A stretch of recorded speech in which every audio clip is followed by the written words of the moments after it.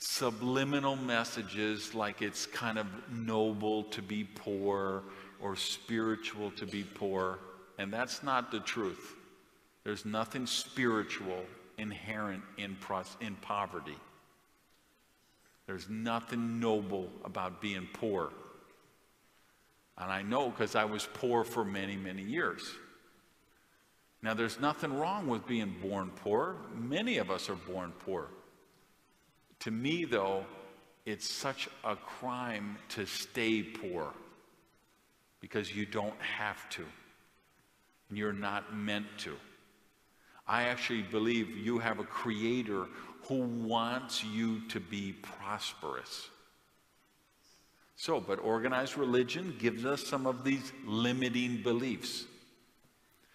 Governments give us some of these limiting beliefs. Because governments need you to be needy. They need you to require them. Because governments are people in power. And they want, power can corrupt people. And people want to stay in power. And the way they stay in power for government is to give people entitlements. To promise to give them free things. So government creates the perception of many of these mind viruses. And then the third place you get them is what I'm going to call the data sphere. And by data sphere, I mean TV, radio, the internet, movies, books, television, social media, your friends and family. They're assaulting you with all of these mind viruses. And it's the same basic ones over and over. Money is bad. Rich people are evil. It's noble to be poor. You got to sell your soul to be successful. So what happens? You start off with the desire to be successful. Because I think most people would rather be successful. Most people would rather have money. Most people would like to live in a nice home, drive a nice car, be able to have choices for themselves and their families. But what happens? You get this conscious level which says, I want to be successful. I want to get promoted to the next rank. I would like to have a nice car. I'd like to have a beautiful home. I would like to take my family on nice holidays. I would like to provide for my children. I would like to support charities. I want to tithe to the source of my spiritual nourishment. This is all on the conscious mind. But then we have the subconscious mind, the one that's programmed with the limiting beliefs that money is bad or rich people are evil.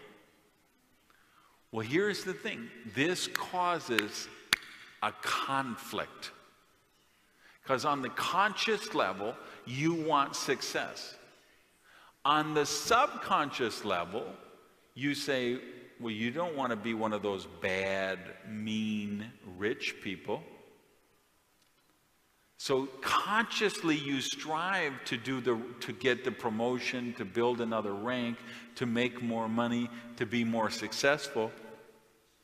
But on the subconscious level, you have this programming that tells you that that's not a worthwhile cause, that you are going to have to do bad things to become successful. And you get this conflict. Here's the thing you have to understand.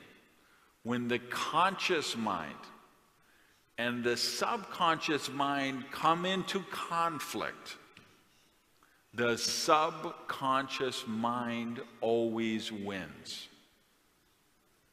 Because it's much, much more powerful.